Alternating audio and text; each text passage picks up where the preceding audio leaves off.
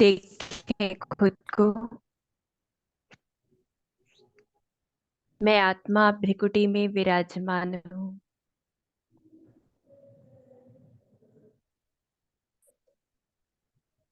मैं बिंदी आत्मा अपनी सूक्ष्म शक्ति बुद्धि को देख रही हूँ।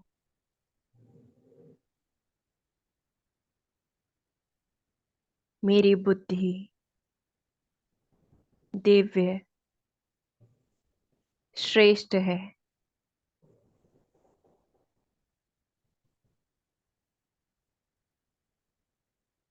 सभी के गुणों का चिंतन करने वाली बुद्धि है।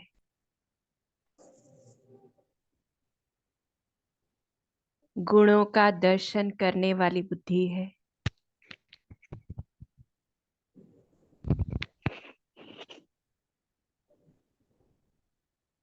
मैं आत्मा अनुभव कर रही हूँ।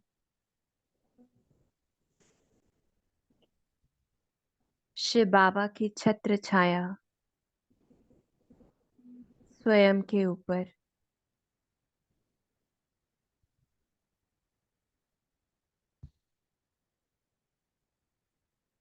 शिव पिता से शक्तिशाली किरणें मुझ आत्मा में समा रही है।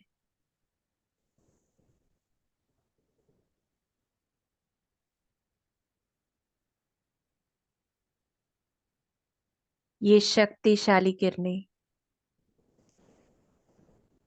मेरी बुद्धि के अंदर मनन शक्ति के बीज को पानी दे रही है।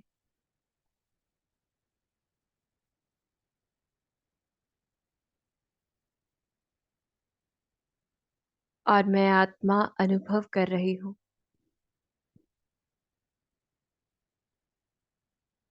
बुद्धि शक्तिशाली बनती जा रही है।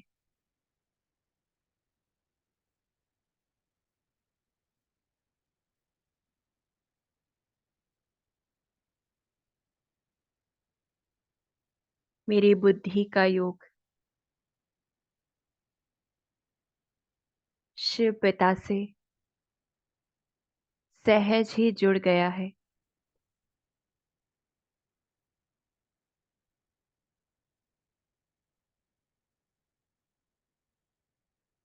मैं सहज योगी आत्मा हूँ।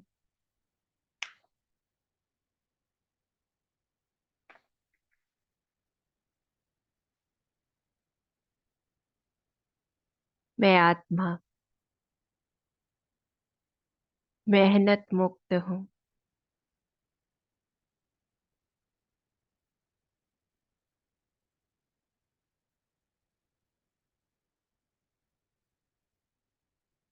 अपनी दिव्य बुद्धि से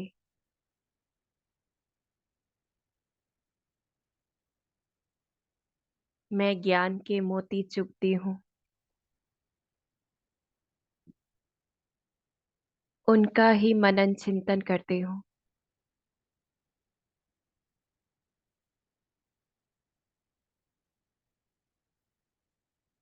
और मगन अवस्था की अनुभूति करती हूँ।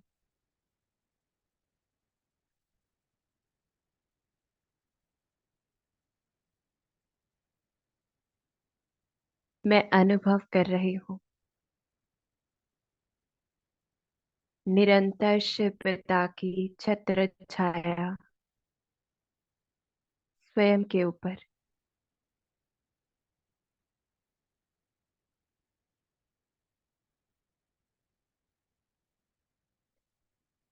ये किरणें मेरे चारों ओर शक्तिशाली आभा मंडल बना रहे हैं।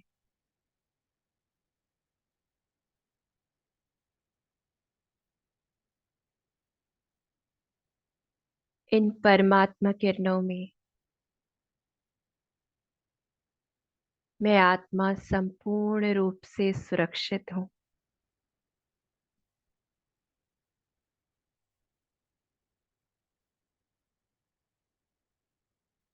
सर्व माया के वार से सेफ हूँ।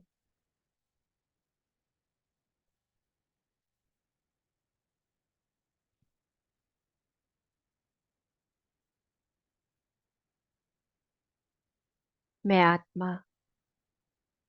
माया जीत, जगत जीत हूँ।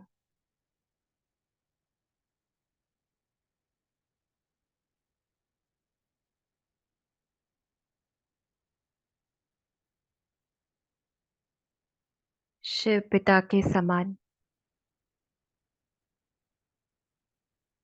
उस सर्वशक्तिमान बाप का बच्चा।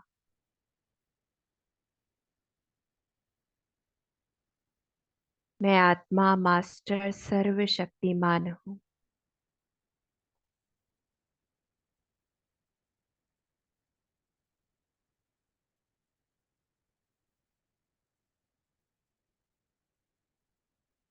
मैं अनुभव कर रही हूँ अपनी दिव्य बुद्धि को,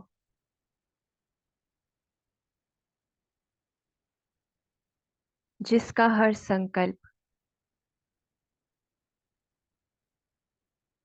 बाप समान है।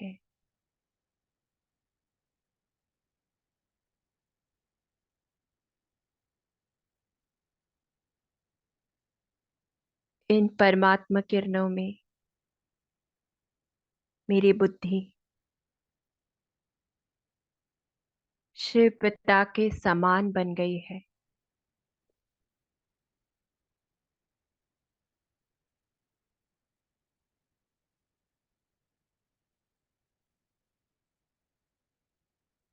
मेरा हर संकल्प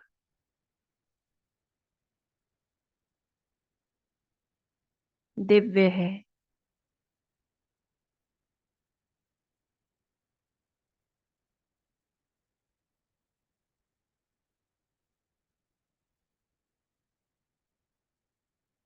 मैं आत्मा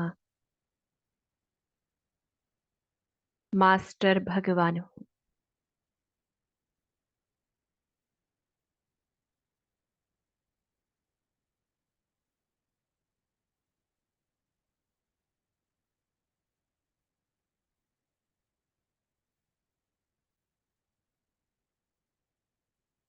अनुभव करें इस श्रेष्ठ स्थिति को।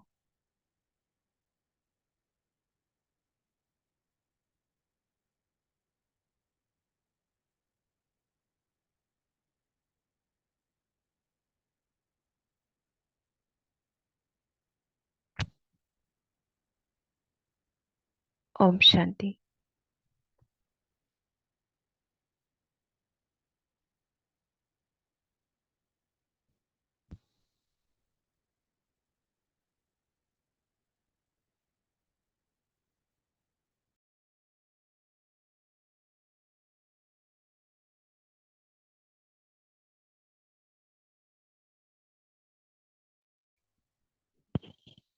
ओम शांति।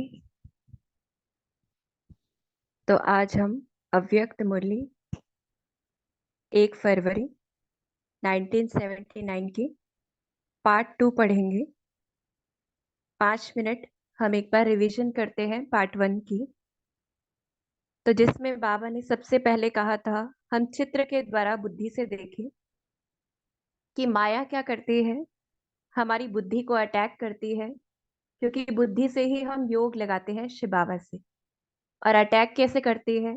व्यर्थ चिंतन के द्वारा, क्योंकि माया कुछ है नहीं, हमारे ही पुराने संस्कारों के वश हम व्यर्थ का चिंतन करते हैं, जिस वजह से बुद्धि कमजोर हो जाती है।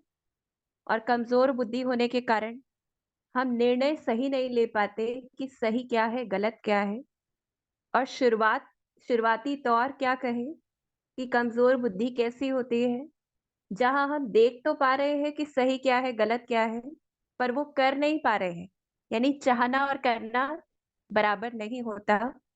ये लक्षण है कि बुद्धि कमजोर हो गई है। और बाबा ने हमें समाधान बताया कि माया अटैक कर रही है तो हम भी अटैक करेंगे। हमें कौन सा बाण चलाना है? समर्थ संकल्पों का। कि जितना हम समर्थ संकल्प, क्या है, मुरली ही समर्थ संकल्प है। तो जितना बुद्धि में वो मनन चलता रहेगा, उसी से मगन अवस्था भी होगी, मेहनत भी समाप्त हो जाएगी। चाहे योग में कहे, चाहे पुरुषार्थ में कहे, हम चेकिंग करें पहले तो कि अगर हमें मेहनत लग रही है बुद्धि कमजोर है कि चाहना और करना बराबर नहीं है, तो मनन शक्ति की बहुत ज्यादा जरूरत है, क्योंकि हमारी बुद्धि में व्यर्थ ज्यादा चल रहा है सारा दिन। इससे ये पता चल जाता है। तो ऐसे जितना मनन शक्ति बढ़ेगी, उसी से हम माया जीत बनेंगे। और माया जीत ही जगत जीत बनते हैं, जो हमें पता है। और माया भक्त बन जाएगी, जो बाबा ने हमें कहा भी और तरीका भी बताया था कि मनन कैसे करना है। तो अनेक जो हमें स्वमान मिले हैं, टाइटल्स मिले हैं, उनका चिंतन करें। और स्वमान सिर्फ ये नहीं कि मैं सफलता मूर्त आत्मा हूँ, उसके बाद उस स्वमान के ऊपर भी हम मंथन करें। फिर नशे की पॉइंट साकार मूल्यों में कितनी आती है, रोज आती है। बाबा के बारे में कितनी सारी पॉइंट्स आती है, आत्मा के बारे में कितनी सारी पॉइंट्स आती हैं। तो अनेक पॉइंट्स का हम चिंतन करें कि किस प्रकार से वो कैसे कैसे हम अपने जीवन में अप्लाई कर सकते हैं। जैसे कि अगर बिजनेस कर रहे हैं तो मैं सफलता मूर्त आत्मा हूँ, जो बाबा ने कहा था ड्रेस चेंज करने की बात, क्योंकि हम तो बहुत फैशनेबल हैं। तो जैसी स्मृति होगी वही हमारी दृष्टि में झलकेगा। लेकिन जितनी ज्यादा स्मृति होगी, अगर हमने सिर्फ 2 मिनट चिंतन किया तो वो दृष्टि में नहीं आएगा। लेकिन बहुत ज्यादा चिंतन किया तो दृष्टि वृत्ति वही बनती जाएगी, और वही हमारी संपूर्ण मूर्त बन रही है। जैसे बाबा ने अलग अलग ड्रेस चेंज करने की बात की थी। तो जैसे अगर सफाई करते हैं तो हम सोच सकते हैं मैं विश्व सेवाधारी हूँ। व्हीकल चला रहे हैं, मैं तो रूहानी ड्राइवर हूँ। तो रूहानी ड्राइवर कैसा होता है, जैसे शरीर को चलाते हैं ऐसे व्हीकल को चला रहे हैं। तो ये एग्जाम्पल है। ऐसे ऐसे कर सकते हैं कि घड़ी को देखते हम स्वदर्शन चक्रधारी हैं। तो ऐसे हम होमवर्क कर सकते हैं। और जो कल मुरली चली थी संतुष्टता पर, होमवर्क भी लिया था, मनन करना है। तो उसके ऊपर कुछों ने मनन किया भी होगा कि संतुष्टता से ही अचल अडोल स्थिति बनती है। हर चीज को हम स्वीकार कर पाते हैं, सभी के लिए हमारा प्यार रहता है, खुशी भी बढ़ती जाती है। कोई इच्छा नहीं होती है तो काम विकार नहीं है, क्योंकि कामना नहीं है। क्रोध भी नहीं होगा, क्योंकि कोई इच्छा ही नहीं है। लोभ मोह अहंकार विकार खत्म होते जाएंगे, कोई कंप्लेंट नहीं होगी। और संतुष्टता आएगी भी कैसे, जब श्रीमत अनुसार जीवन होगा। और संतुष्टता मतलब जब हमें किसी से कुछ भी नहीं चाहिए और कुछ नहीं चाहिए तो हम देवता बन जाए। तो ये पार्ट 1 था कि मनन शक्ति के द्वारा मगन अवस्था। और पूरी मुरली का मेन टॉपिक क्या है कि हमारा जीवन मेहनत मुक्त कैसे बन जाए, हर चीज सहज कैसे हो जाए। तो पहला तरीका था मनन शक्ति का। दूसरा तरीका आज बाबा हमें बता रहे हैं कि किस प्रकार से जितना हम बाप समान बनते जाएंगे, यानी हमारा हर संकल्प जैसा शिव बाबा का वैसा हमारा, ये फ्रिक्वेंसी मैच होगी। और फ्रिक्वेंसी मैच कैसे होगी, जितना हम शिव बाबा को याद करेंगे। तो देखते हैं कि बाप समान किस में बनना है, संकल्प में भी, गुणों में भी। तो जो बाबा का कर्तव्य वो हमारा, जो बाबा का कर्म वो हमारा। तो ऐसे हम सहज योगी भी बन जाएंगे, और फिर बाबा की छत्र छाया को हम अनुभव कर सकेंगे। बाबा फिर सेकंड में हाजिर हो जाएगा, उसका रिस्पॉन्स में मिलेगा, हमें अनुभव होगा। और इसी का पार्ट 2 में ही लास्ट में जो बाबा ने लिया है मेन टॉपिक, कि हमें कैसा बनना है, रूहानी खुशबूदार फूल बनना है। तभी हम स्टार्ट करते हैं। मनन शक्ति ही माया जीत बनने का साधन है। मनन द्वारा मगन रहने वाले मास्टर भगवान बच्चों प्रति बाप दादा बोले। तो कितना बड़ा टाइटल बाबा हमें दे रहे हैं, ये याद रखना है कि जैसी हमारी स्थिति शिव बाबा के समान बुद्धि वैसी होगी तो हम मास्टर भगवान बन जाएंगे। तो मुख्य बंगाल बिहार का जोन तो श्रृंगार करना जानता है। जैसे देवियों को बहुत सजाते हैं, अपने जड़ चित्रों को सजाने आता है ना, पूछ रहे हैं बाबा, ऐसे स्वयं को सजाना है। इस जोन की भी विशेषता है। इस जोन की क्या विशेषता है, जो बाप को अति प्रिय है। कि जैसे बंगाल बिहार में देवियों की बहुत पूजा की जाती है, उन्हें सजाया जाता है, तो ऐसे हमें सजाना है। तो जो बाप को अति प्रिय है, ऐसी कौन सी विशेषता है। ऐसे बच्चे बहुत हैं। वह कौन, गरीब भी है और भोलेनाथ के भोले भी हैं। दोनों ही बाप को अति प्रिय है। इसलिए इस जोन का ग्रुप देखो बड़ा है ना। इस जोन की विशेषता है। इस जोन में कितने अलग-अलग प्रदेश हैं। नेपाल भी है तो असम भी है। उस समय तो एक थे। वैरायटी फूलों का गुलदस्ता है। सेवा भी अब विस्तार को पाती जा रही है। साकार तन को ढूंढा भी यहाँ से ही। ये ब्रह्मा बाबा वो भी ईस्ट की तरफ से थे। तो स्थान की विशेषता रही ना। जैसे गवर्नमेंट को किस स्थान से कोई विशेष अमूल्य वस्तु मिलती है तो उस स्थान का महत्व रहता, नामी ग्रामी रहती है, हिस्ट्री में आ जाती है कि कहीं से कोई विशेष चीज पाई जाती है तो वो जगह भी विशेष हो जाती है। ऐसे ही ब्रह्मा बाबा भी जैसे उस तरफ के थे तो बाबा उस स्थान की महिमा कर रहे हैं। ऐसे यह स्थान भी बाप की हिस्ट्री में विशेष स्थान है। आगे चलकर इस स्थान का महत्व विश्व में महत्वपूर्ण होगा। जैसे दिल्ली की विशेषता अपनी है, बॉम्बे की अपनी है, इस स्थान का महत्व भी बहुत बड़ा अपना है। इसलिए आगे चलकर और भी इस स्थान को विशेष भूमि की रीति से देखेंगे और सुनेंगे। ऐसे विशेष भूमि के निवासी भी विशेष आत्माएं हो। भूमि के साथ आप लोग के भाग्य का भी सब वर्णन करेंगे। अच्छा, फिर बाबा याद प्यार देते हैं। सदा शक्तिशाली स्वरूप में स्थित रहे, माया दुश्मन को भी अपना भक्त बनाने वाले, सदा सजे सजाए स्वरूप में स्थित रहने वाले, वशीकरण मंत्र द्वारा माया को वश करने वाले, सदा स्मृति द्वारा समर्थ रहने वाले, सर्वशक्तिमान आत्माओं को बाप दादा का याद प्यार और नमस्ते। हम मास्टर सर्वशक्तिमान बच्चों का भी बाप दादा को याद प्यार और नमस्ते। फिर पार्टियों से मुलाकातें हैं। इसमें बाबा ने हाईलाइट किया है कि कैसे हम सहज योगी बन जाएं कि मेहनत ना लगे किसी चीज की। तो उसके लिए तरीका क्या है? हर संकल्प व कर्म बाप समान करने से निरंतर सहज योगी की स्टेज का अनुभव, ये मेन टॉपिक है। संगम युग का श्रेष्ठ स्थान है बाप का दिल तख्त। जो इस तख्त पर बैठते हैं वही विश्व के तख्त के अधिकारी बनते हैं। तो अंडरलाइन करना है कि जैसे बाबा के तख्त पर बैठेंगे तो ही विश्व तख्त पर बैठेंगे। और कल बाबा ने बताया भी था कि दिल में एक ही बैठ सकता है। अगर बातें अगर बातें बैठ गई तो बाप नहीं बैठेगा फिर। और जैसे बाप परम पूज्य है वैसे बच्चे भी पूज्य बन जाते हैं, क्योंकि दिल में वही समाये जाते हैं जो समान होते हैं। तो ये अंडरलाइन करना है कि दिल में हम समाएंगे कैसे, यानी हमें करना क्या है। बाप समान जितना परसेंटेज में बाप समान होगा उतना हम दिल में समाते जाएंगे, उतना ही हम पूज्य बनते जाएंगे, उतना ही हम विश्व राज्य अधिकारी बनेंगे। परसेंटेज है हर चीज का। बस पहला परसेंटेज क्या है?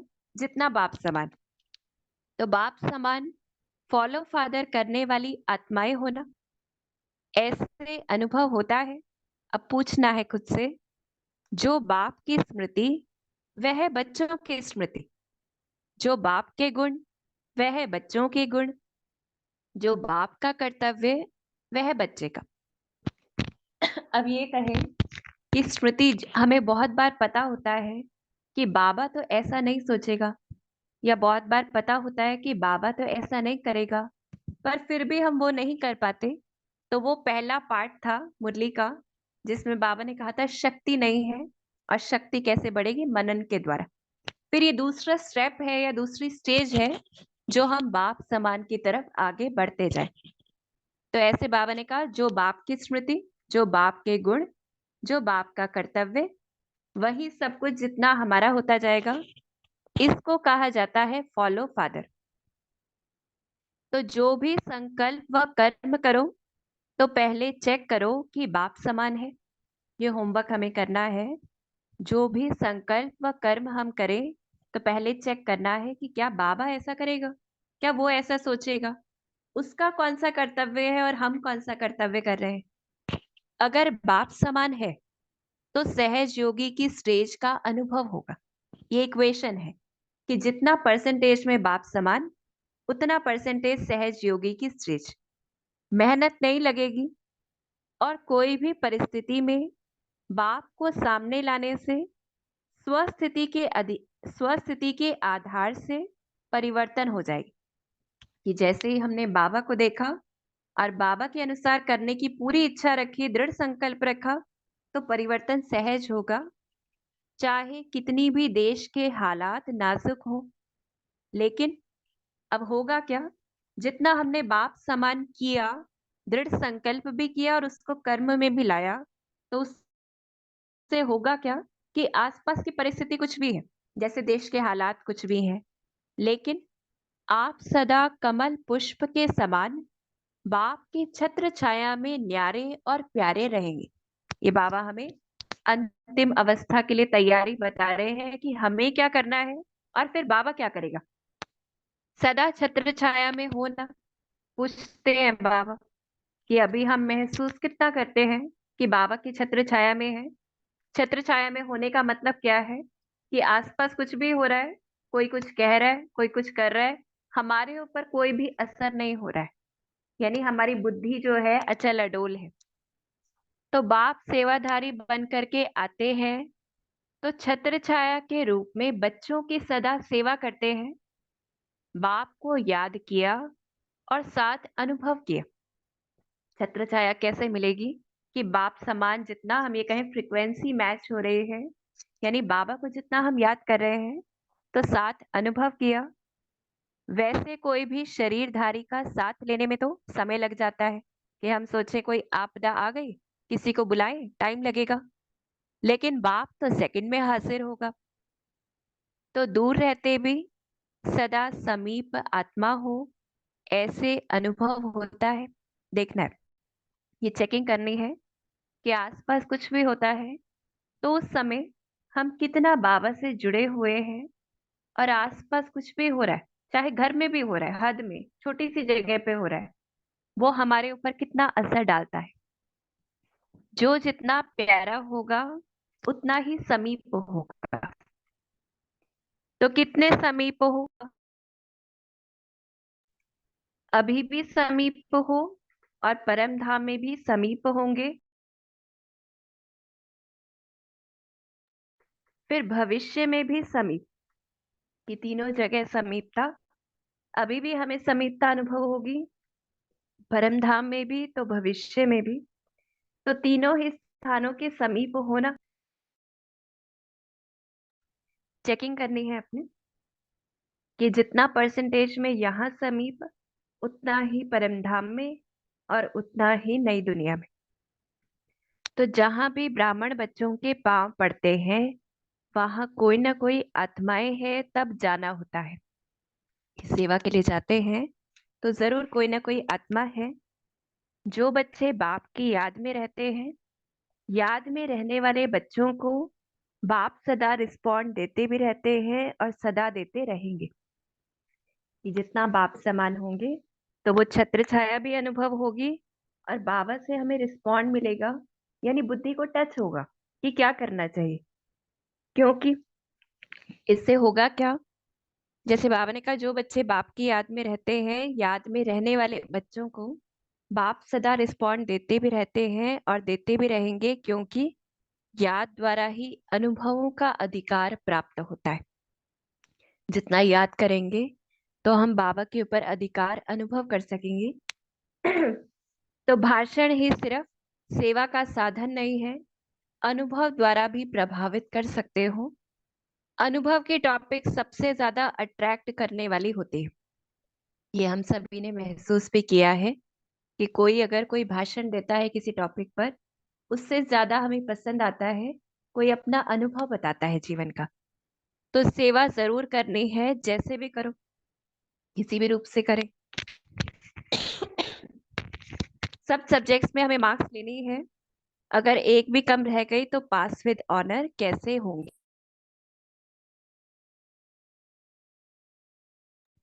इसलिए सब सब्जेक्ट्स को कवर करना है। सभी सब्जेक्ट्स हम जानते ही हैं, ज्ञान, योग, धारणा और सेवा। फिर दूसरा टॉपिक स्टार्ट होता है कि हमें क्या करना है। सारे कल्प में संगम योग ही बाहरी मौसम है। तो अभी हमें क्या करना है, सदा बहार के समान खिले हुए पुष्प, खुशबूदार रूहे गुलाब अपने को समझते हो? पूछते हैं बाबा। अब ये हमें मनन भी करना है कि खिला हुआ गुलाब कैसा होता है, और कुछ पॉइंट्स बाबा ने भी हमें दिए हैं। तो जब बाहर का मौसम आता है तो सब फूलों में रंगत आ जाती है, खिल जाते हैं, सुंदर लगते हैं। तो फूल कैसे होते हैं? जो खिले हुए होते हैं, जो सुंदर लगते हैं। संगम युग भी सारे कल्प के अंदर बाहरी मौसम है, जिसमें हर एक आत्मा रूपी पुष्प खिला हुआ रहता है। तो ऐसे अपने को सदा खिला हुआ, अर्थात सदा रूहानी याद में रहने वाला रूहे गुलाब समझते हो? पूछ रहे हैं बाबा कि जितना हमारी शिव बाबा के साथ बुद्धि जुड़ी हुई है, जो बाबा ने पहले पार्ट में हमें कहा था, तो उतना ही हम कैसे होंगे, सदा खिले हुए होंगे।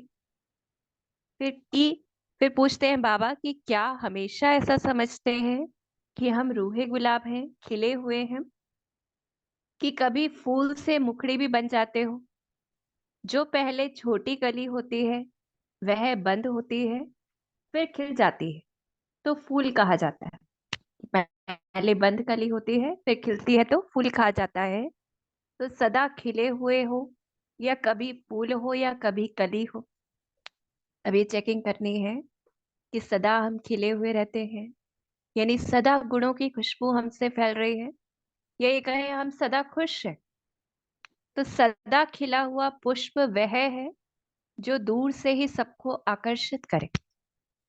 अब ये चेकिंग का पॉइंट है कि अगर आत्माएं हमारे पास आना चाहती हैं, हमसे बात करना चाहती हैं, तो यानी हम खिले हुए फूल हैं, पर परसेंटेज होगा उसमें भी। पर कोई आत्माएं अगर हमसे दूर भाग रही हैं, तो खिले हुए फूल नहीं। ऐसी रूहानियत है, पूछ रहे हैं बाबा, जो भी संपर्क में आए उसको यह रूहानी खुशबू आकर्षित करे। खिले हुए फूल ही किसी को भेंट किए जाते हैं।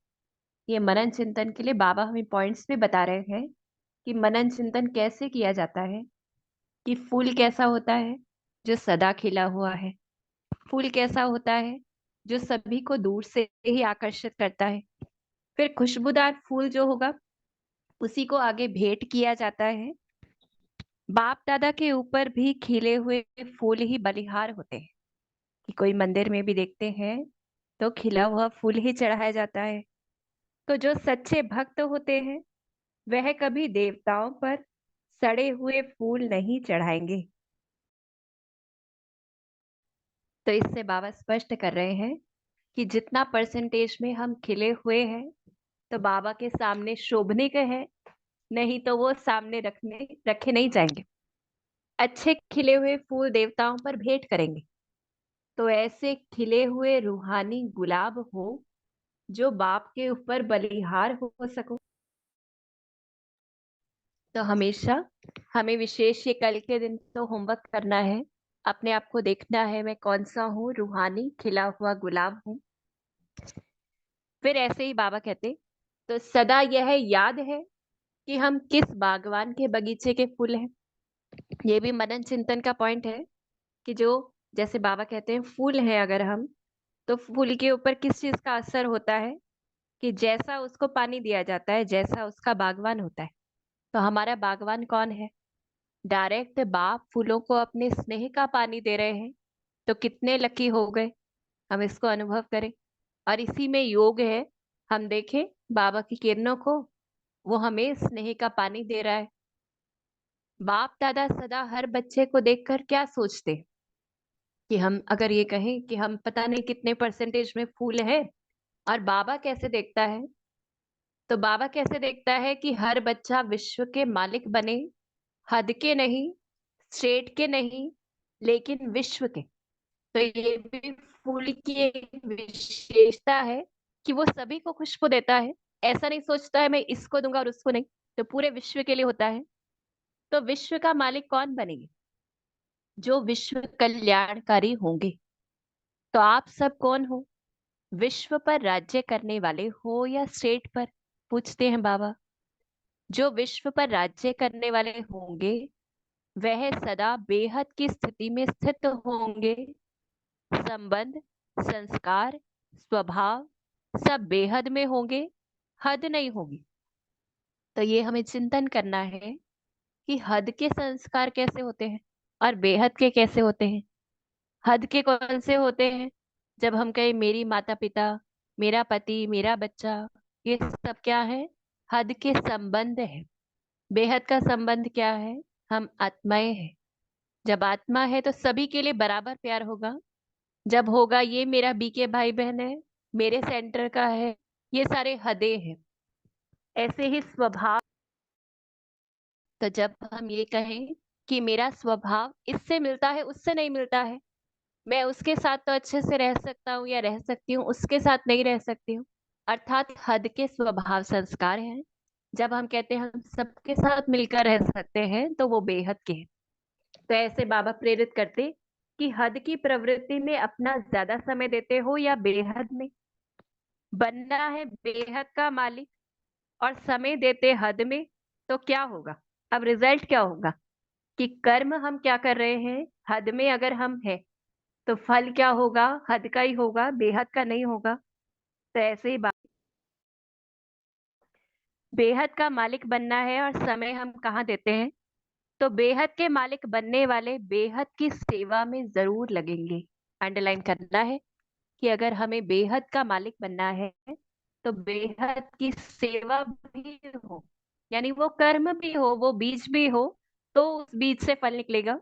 बेहद की सेवा, एक तो हम मनसा सेवा जानते ही हैं, वो सबसे ज्यादा बेहद की सेवा है। फिर अगर हम सेंटर पे भी कोई सेवा कर रहे हैं तो वो भी बेहद की सेवा में आता है।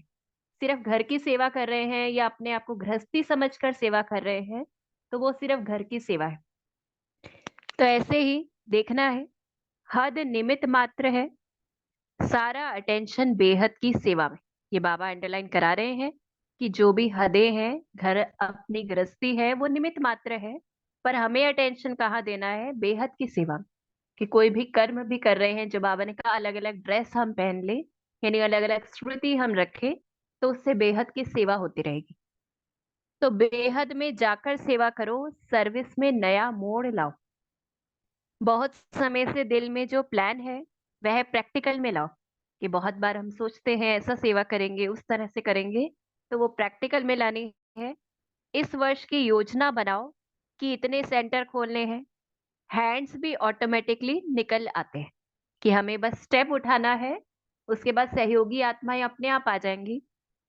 वहां के भी हैंड्स तैयार करो कि जिस जगह के हैं वहां के भी हैंड्स और दूसरी जगहों से भी आ जाते हैं, जब हम दृढ़ संकल्प करते हैं और वो करते हैं। अच्छा। ओम शांति। तो विशेष दो बातें आज बाबा ने हमें बताई, बाप समान बनने की और खुशबूदार फूल बनने की।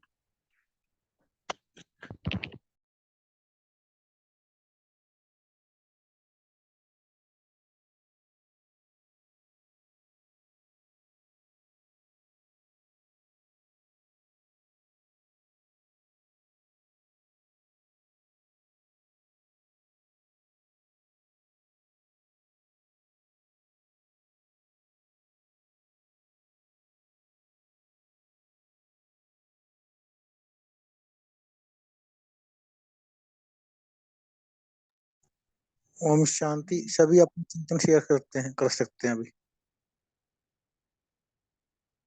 सभी हैंड रेस करके अपना अपना चिंतन शेयर कर सकते हैं। बाबा ने क्या कहा,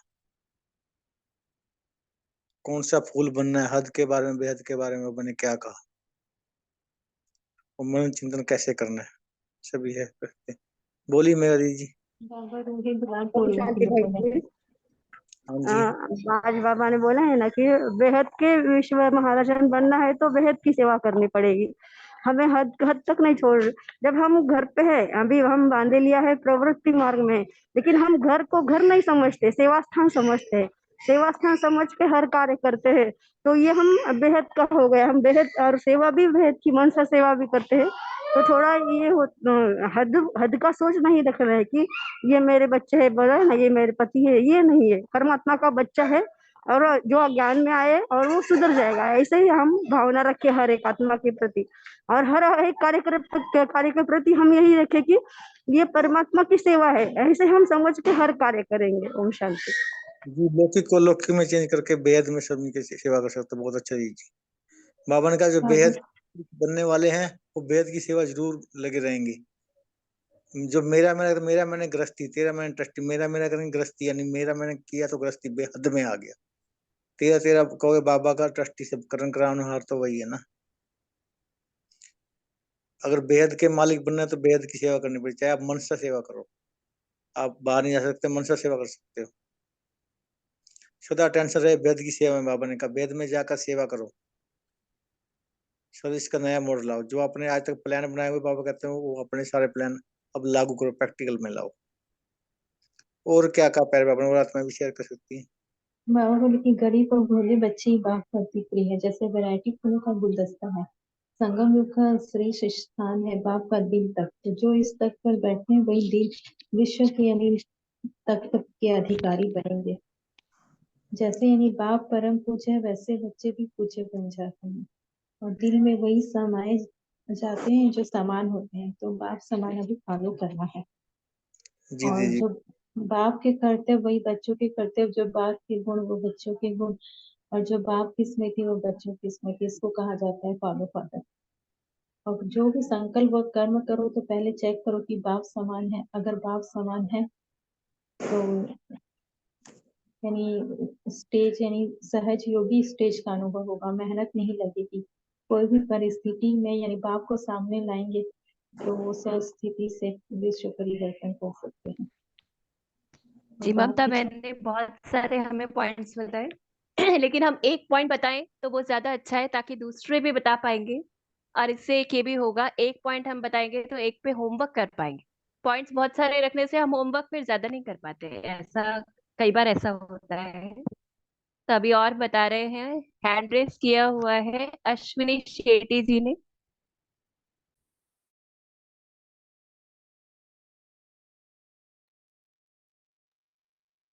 दीप्ति विश्व। ओम शांति जी सिस्टर। ओम शांति। जी आप बोल दीदी, आप बोलिए अश्विनी दीदी, आप बोलिए। ओम शांति सिस्टर। आज बाबा बोलते हैं कि अगर हम विश्व के जो बच्चे मालिक बनेंगे तो उनके हर कर्म बाप देश से होंगे। जैसे संबंध संपर्क सब में आते तो वेद का होगा।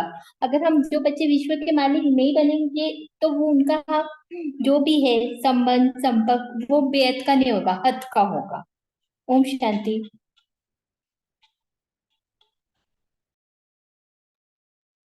जी ओम शांति।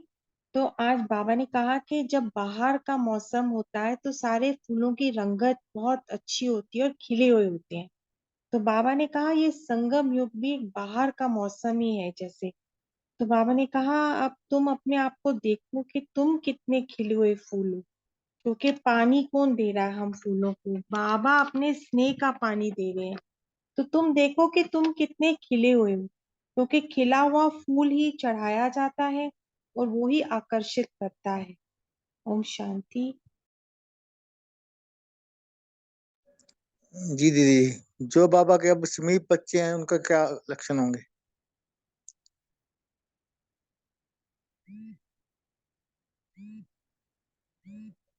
बोली तारी जी, आप शेयर कर सकते हो, आपने हैंड रेस किया हुआ है। ओम शांति भाई जी। तो बाबा ने आज कहा है कि बाप समान रहेंगे तो सहज योगी अनुभव करेंगे और मेहनत भी नहीं लगेगी। और जब कोई भी परिस्थिति आती है तो बाप को हम अगर हम अपने सामने रखें, स्व स्वस्थिति के आधार से सब परिवर्तन हो जाएगा। और बाप के छत्र छाया के नीचे रहेंगे तो चाहे देश की हालत कितना भी नाजुक हो, लेकिन हम बाप को अपने सामने रखेंगे, कमल पुष्प समान रहेंगे तो बाप तो हम न्यारे प्यारे रहेंगे तो सब परिवर्तन हो जाएगा और परिस्थिति नहीं लगेगी। ओम शांति। जी ओम शांति। जीपीआर में रहेंगे, गुड प्रेक्स रेंज में, भगवान की छत्र छाया में, तो सेफ रहेंगे। बहुत अच्छा, कोई भी स्थिति हमारे ऊपर हावी नहीं होगी। जी ओम शांति भाई जी। आज बाबा ने बोला कि बाप तो हमारे सेवाधारी बनकर आते हैं, अगर हम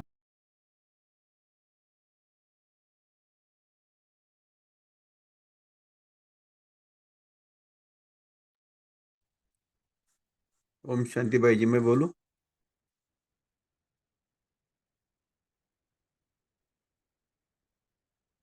ओम शांति। हाँ जी जी, भाई उनका डिस्कनेक्ट हो गया था। आवाज नहीं आ रहा है क्या किसी का? बीच में आवाज कट हो गई। बोलिए जो भाई बोल जी। कंटिन्यू। ओम शांति। आज बाबा ने कहा कि बाप को याद किया और साथ अनुभव किया कि अगर हम शरीरधारी को याद करेंगे तो उसको तो आने में समय लग जाएगा, लेकिन अगर हम बाबा को याद करेंगे तो बाबा तो सेकंड में हाजिर। ओम शांति। जी बाबा सेकंड में हाजिर। श्रीधारी को आते टाइम लगेगा, पहले उसको बुलाएंगे, फिर वो धीरे धीरे आते आते आएगा। बाबा कहते हैं आप मेरे को याद करो, मैं सेकंड में हाजिर हूँ। बहुत अच्छा दीदी।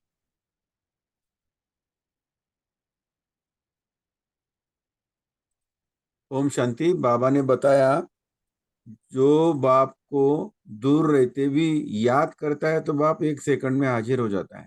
तो अभी भी समीप, परम धाम में भी समीप और भविष्य में समीप। ये जो आप पूछ रहे थे ना भाई जी, हाँ जी, समीप हाँ की हाँ निशानी। जी भाई, यही पूछ रहे, बिल्कुल ठीक बोल रहे हो आप। हाँ, तो बाबा ने तीनों इसमें समीपता बताई। और दूसरा बाबा ने बताया कि सेवा का साधन सिर्फ भाषण नहीं है। अगर आपको अनुभव है तो अनुभव के द्वारा भी आप अट्रैक्ट माना आकर्षित कर सकते हो। जी ये टॉपिक बहुत ही आकर्षित करने वाली है। लेकिन बाबा ने कहा कि सभी सब्जेक्ट को कवर करना है, सभी सब्जेक्ट में आपको मार्क्स लेनी है। जैसे हमारे 4 सब्जेक्ट है, ज्ञान, योग, धारणा, सेवा, तो चारों ही सब्जेक्ट में बाबा ने कहा कि आपको कवर करना है तो आप पास विद ऑनर बनेंगे। ओम शांति। बाबा ने कहा अनुभव की अथॉरिटी से भी आप कर सकते हो, अनुभव भी बहुत अच्छा, अथॉरिटी से भी बहुत अच्छी अट्रैक्ट कर सकते हो। उसके बिल्कुल, अट्रैक्शन में जल्दी आते हैं बच्चे। थैंक यू भाई। अंजना जी आप शेयर कर सकते हो। अंजना जी आपने हैंड रेस किया हुआ, आप शेयर कर सकते हो। गौरी दीदी जी आप बोलिए। एक्चुअली मुझे क्वेश्चन पूछना था कि अभी जैसे बोला कि हम बाबा को समीप पा सकते हैं, तो संगम युग में तो ठीक है समीप पा सकते हैं और परम धाम में भी, लेकिन नई दुनिया में तो हम भूल जाते हैं ना, ज्ञान भी भूल जाते हैं और बाबा को भी भूल जाते हैं, तो समीप कैसे पाएंगे ये समझ में नहीं आया मुझे। कोई शेयर करना चाहेगा इसके ऊपर? राजेंद्र भाई जी हाँ हाँ भाई जी, बोलिए। बात यहाँ है पारलौकिक बाप की समीपता की।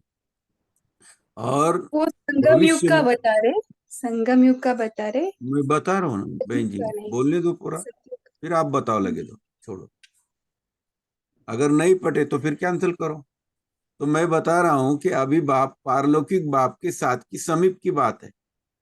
फिर भविष्य में बाबा कहते विश्व राज्य बनेंगे तो ब्रह्मा बाप के साथ समीप आएंगे।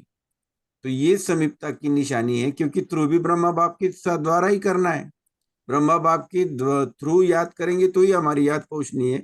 तो ब्रह्मा बाप जब विश्व राजन बनेंगे तो उसके साथ समीप संबंध में हम आएंगे, ये कहने का बाबा का भाव है। तो बाबा कभी कहता चार्ट मत लिखो, कागज खराब करो, कभी कहता चार्ट लिखो, तो भाव अलग अलग होते हैं। तो ये मेरा चिंतन है, तो उसके ऊपर मैंने ये बताया आपको। फिर अलग कुछ टच होता है तो कीजिए। ये बाबा ने भाई जी मुरली में बोला अभी आप समीप और परम धाम में भी समीप होंगे, और फिर भविष्य में भी समीप होंगे, तीनों स्थानों पर समीप होंगे, बाबा ने ये कहा। हाँ, तो भविष्य में समीप माना ब्रह्मा बाप जब विश्व राजन बनेंगे तो उनके साथ, क्योंकि वह आत्मा अभिमानी स्थिति होगी, परमात्मा के समीप रहेंगे। परमात्मा सिर्फ हमें ऊपर से देखेगा, लेकिन अभी हमें जी उसको याद करना है परम धाम में भी और यहाँ भी समीप, तो अनुभव होता है। जी भाई जी। ओम और कुछ? शांति।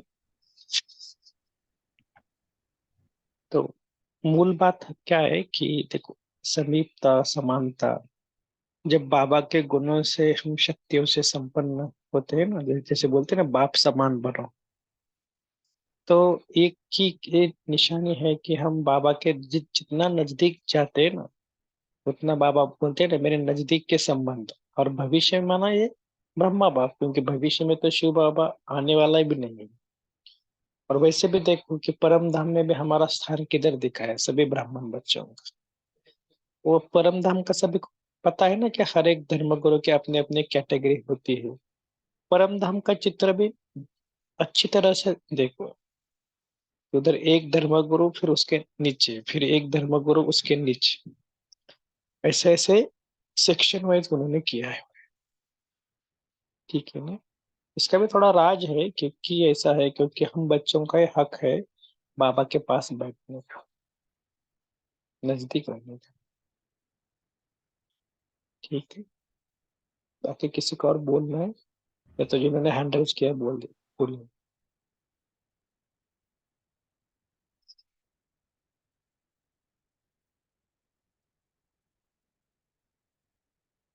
ओम शांति भाई।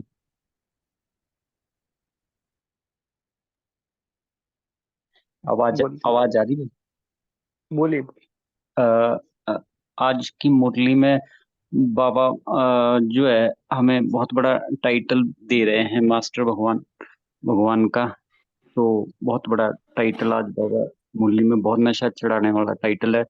और ये चिंतन चला कि ये बाबा इतना बड़ा टाइटल क्यों दे रहे हैं। तो चिंतन ये चला कि जैसे अ, हम लोग जन्म जैसे कई जन्म लेते हुए हमारा कॉन्फिडेंस इतना डाउन चले गए हम लोग कि अब बाबा को इस तरह से हमें वो आत्मविश्वास दिला रहे, तभी हम कोई उस तरह के काम कर पाएंगे। तो ये बहुत ही बड़ा टाइटल आज बाबा मास्टर भगवान का हम बच्चों को दे रहे हैं। दूसरा, एक इस मुरली में एक नई बात और पता चली कि जैसे बाबा साकार मुरलियों में बताते हैं कि सतयुग में जो है वो मौसम होता है बसंत का। तो आज इस मुरली में पता लग रहा है कि जो संगम युग है इसमें जो है बाहरी बाहरी मौसम होता है। बाहर बाहर मतलब जिसमें सारे फूल खिले हुए होते हैं।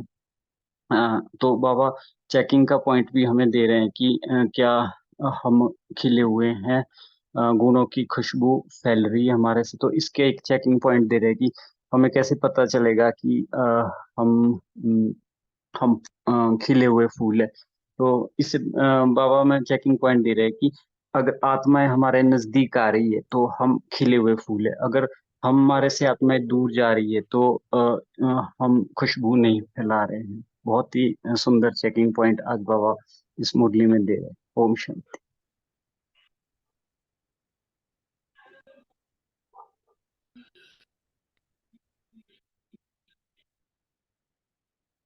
बोलिए अंजना जी, आपने काफी ध्यान रखिए, आप बोल सकते हो। हाँ जी, ओम शांति भाई जी। मैं बोल रही थी, आवाज बीच में कट गई थी। आज जी आवाज आ रही है भाई जी? हाँ जी, हाँ जी। बाबा ने कहा है कि अपना हर संकल्प और कर्म बाप के समान करो, सहज योगी बन जाओगे। ये संगम युग ही है तख्त दिल का, बाबा के तख्त दिल पे बैठने का। जी, बाबा ने एक फॉलो ओम फादर शांति। को और डेफिनेशन भी दी है अलग से, स्मृति की। हाँ, स्मृति की बाप की स्मृति, बच्चों की स्मृति। जो बाप का गुण वो बच्चों का गुण, ये अनुभव करते हो फॉलो जी, जो फादर। वो बच्चों का कर्तव्य है। बाबा ने कैसा अनुभव करते जी हाँ सिद्ध जी। कर्तव्य है। बहुत अच्छा जी। इसको कहा ओम जाता है। हाँ ओम जी। शांति। भाई जी, ये एक लाइन का अर्थ बता दीजिए कि जहाँ भी ब्राह्मण बच्चों के पांव पड़ते हैं वहां कोई ना कोई आत्माएं हैं, तब जाना होता है। तो इस लाइन का क्या अर्थ है? बाबा कहते वहां पे सेवा है, वहां पे बच्चे निकलेंगे, देवता कुल के बच्चे हैं वहां पे, देव कुल के, हमारे धर्म के। हाँ तो आप जी, हाँ जी, ओके ओके, थैंक यू भाई।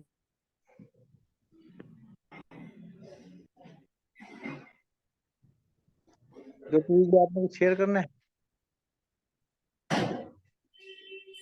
जो ओम चीज। शांति। थोड़ा सेंटर सेवा में हूँ, लेकिन एक वो क्वेश्चन सुना था उस गौरी बहन का, तो हाँ मैंने ठीक से मुरली नहीं सुना, लेकिन उसके ऊपर बोलना था। जी, तो बोले। एक उसमें बोला है ना, बाबा को समीप, सिर्फ संगम युग पर ही हम देखो, आत्मा की पहचान संगम युग पर ही है। फुल ड्रामा के बारे में देखो, चारों युगों में हमको किधर भी पता नहीं रहता है कि आ, हम आत्मा है करके। इवन सतयुग में हम आत्मा सोल कॉन्शियस ही होते हैं, बॉडी कॉन्शियस नहीं होते, फिर भी उस टाइम में हम परमात्मा को नहीं जानते ना। ये ऐसा संगम युग है, इसी पर ही हम बाबा को एकदम नजदीक परम धाम में अपनी संपूर्ण स्थिति पर देख सकते। बाबा से कंबाइन और बाबा से इतनी नजदीकी अभी ही है, ये चारों युगों में नहीं है। ये मुझे समझ में आ रहा है। बाबा और ने हम अपने आप को वहां से देख रहे हैं कि हम नीचे ब्राह्मण है, संगम युगी ब्राह्मण है, और हम ऐसे सतयुग में थे, ऐसे कलयुग में हो गए हैं। ये चारों यानी पांचों स्वरूप का अभ्यास हम ऊपर रहते हुए इसी संगम युग पर बाबा की पहचान के बाद, और बाबा के बहुत पास है। एक्चुअल में देखा ना हमने, हर सेकंड उसके पास है, वो हमें कभी छोड़ते ही नहीं। हम कंबाइंड है, हम वहां पे संपूर्ण है ऑलरेडी। और ये सिर्फ संगम युग पे ही हम साक्षी होकर देख सकते, इतना नजदीक है हम। सतयुग में तो भूल जाएंगे। जी अच्छा, देवी। ओम शांति। जी, तो ज्योति दीदी, मेरा एक छोटा सा क्वेश्चन है। क्योंकि हम अभी जानते हैं आत्मा परमात्मा, सतयुग में हम नहीं जानेंगे कि हमारे परमात्मा को हम सतयुग में नहीं जानेंगे ना। तो हमारा क्वेश्चन है कि हम जब सतयुग में रहेंगे तो क्या हम जानेंगे कि नहीं जानेंगे कि हम आत्मा हैं?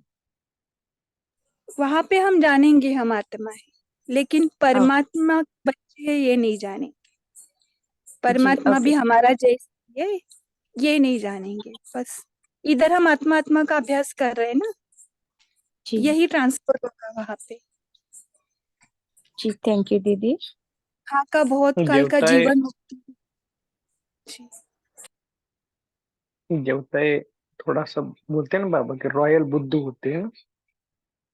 बाबा ने बात बता दी ना साकार बदले में। रॉयल बुद्धू माना उनको पता है, वो ना उनको आत्मिक ज्ञान केवल है, बाकी कुछ भी नॉलेज नहीं है कि हम कैसे ऐसे बने, किसने बनाया, हम फिर नीचे उतरने वाले हैं, ये कुछ भी नॉलेज उनके अंदर नहीं है। ठीक है। थोड़ा सा कल का भी हम कल हम तुम्हारा ये है ना, तो कल हम विशेष करके कुछ नई बातें उनके ऊपर डिस्कस करेंगे कि जो अब तक हमने कभी चिंतन नहीं किया है, या मनन चिंतन कैसे करना है, क्या क्या विधि है, मुरली को कैसे रीड करना है, कैसे उसको। अभी कुछ कुछ क्लासेस भी आप शायद सुन रहे होगे, मधुबन से कुछ क्लासेस भी आते हैं सचिन भाई जी के, शायद किसी ने सुने भी होंगे। तो अच्छा, कुछ मेमोरी टेक्निक्स वगैरह, एक सारा मुरली को कैसे ध्यान बुद्धि में रखना है और कैसे उसको पॉइंट्स निकालना है। तो आज भी बाबा ने कहा ना साकार मुरली में कि मुरली के पॉइंट्स निकालो, फिर उसके ऊपर लिखो, फिर क्या क्या करो, उसको रिवाइज करो, ताकि हमारा भाषण ओरली होना चाहिए, देख के नहीं। है ना, ये बाबा क्यों हमें प्रिपेयर कर रहे हैं, थोड़ा सा हमें स्वयं के ऊपर अभ्यास करना है। जैसे कि इधर भाषण करने में हम कितनी तैयारी करते हैं, तो हमें खुद की तैयारी करनी है।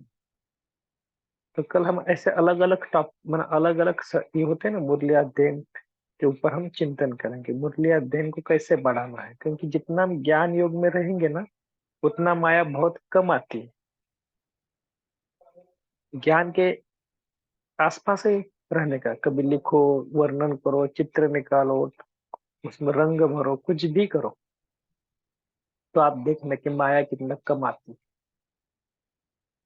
ठीक है, तो कल हम उसके बारे में थोड़ा और डिटेल में जानेंगे। तो आपको पहले से इसलिए बता रहा हूँ क्योंकि कल आपका सबका एक्टिव पार्टिसिपेंट चाहिए। ऐसे नहीं 2-3 जन बोलेंगे बाकी सब सुनेंगे, आपको भी कुछ ना कुछ सुनाना है, जो आप हर रोज करते भी होंगे। तो आपके कारण अनेकों को ये जैसे ये नहीं क्या क्या बोलते हैं कि इसका रिकॉर्डिंग सभी जगह पर जाता है। तो पता नहीं क्या आपने जो बोला दूसरों को टच हुआ होगा, इसलिए आप सबको कुछ ना कुछ टेक्निक्स सीखना है, करना है, और वो सबके सामने बोलना भी है। अच्छा,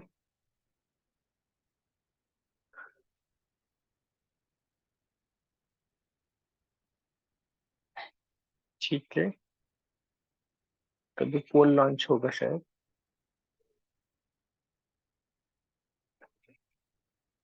तब तक हम आज के विशेष मुरली के ऊपर योग करते हैं।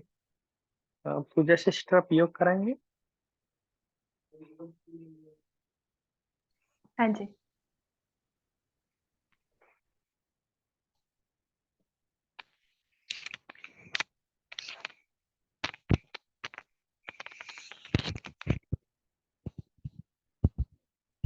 ओम शांति।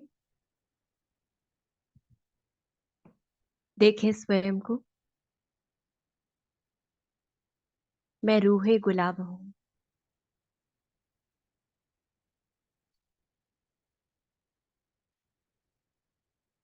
मुझसे सर्व गुणों की खुशबू चारों ओर फैल रही है।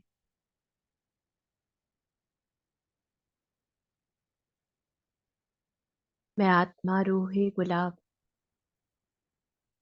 अनुभव कर रही हूँ, देख रही हूँ। स्वयं सर्वशक्तिमान शिव बाबा का शक्तिशाली किरणों रूपी पानी मुझ में शक्ति भर रहा है।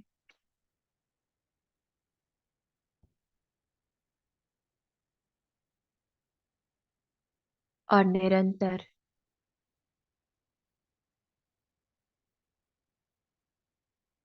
मुझसे सर्व गुणों और शक्तियों की खुशबू पूरे वायुमंडल में फैल रही है।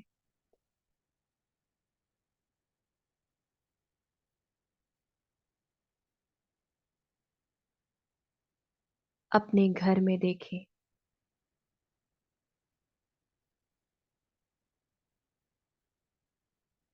सर्व आत्माओं को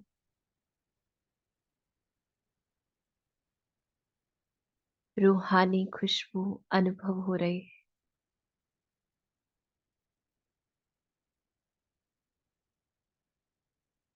उन्हें शांति प्राप्त हो रही है।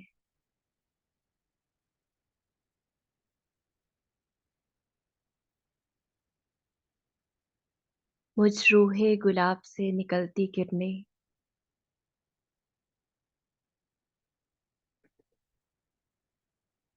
पूरे विश्व में फैल रही है।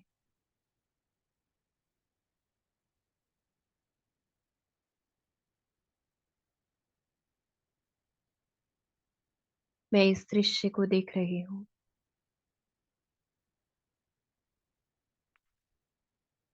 सर्व आत्माएं तृप्त हो रही है।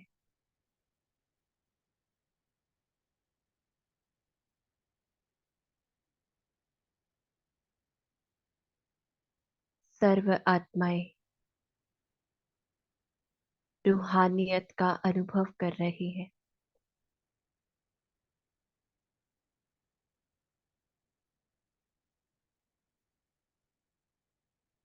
मैं आत्मा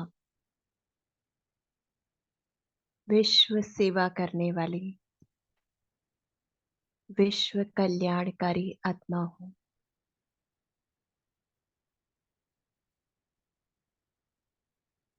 निरंतर इस दृश्य को देख रही हूँ।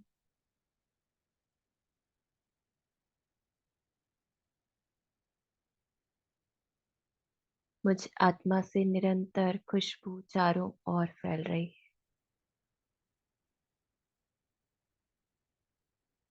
मैं अनुभव कर रही हूँ।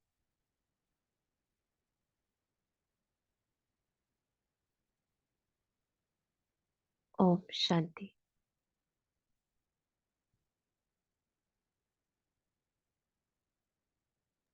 दीदी होमवर्क भी दे दीजिएगा। हाँ जी, कल के लिए हम यही होमवर्क करें, मनन भी करें जो बाबा ने पॉइंट्स दिए कि फूल कैसा होता है, जो खुशबूदार होता है, सदा खिला हुआ होता है, दूर से सभी को खींचता है, और जो स्वच्छ होता है और उसे माली पानी देता है, तो उस अनुसार वो फूल खिलता है। तो हमें पानी कौन दे रहा है? ऐसा मनन करते और पॉइंट्स हम निकालें। और मैं आत्मा सदा खिला हुआ रूहे गुलाब हूँ, इस स्वमान की हम प्रैक्टिस करें पूरा दिन। ओम शांति। जी शुक्रिया दीदी जी, आपका बहुत अच्छे से मुरली रीड की, योग कराया। जी बाबा का शुक्र। सभी देवकुल की आत्माओं का खिले हुए गुलाब के फूलों का बहुत बहुत शुक्रिया इस काल में जुड़ने के लिए। Good night, Om Shanti.